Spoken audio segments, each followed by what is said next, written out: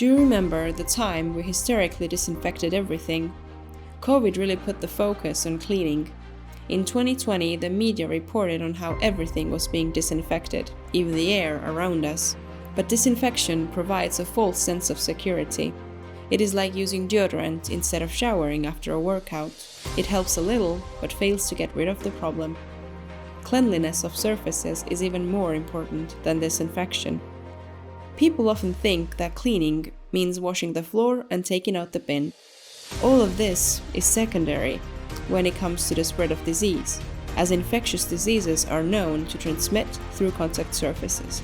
The first step is to identify and clean any contact surfaces. Your health and the health of your loved ones can directly depend on whether and how someone has cleaned the contact surfaces. Think about all the places you touch, in the shopping center, toilet, cafe, or petrol station. How many people have touched them before you? When and how were they last cleaned?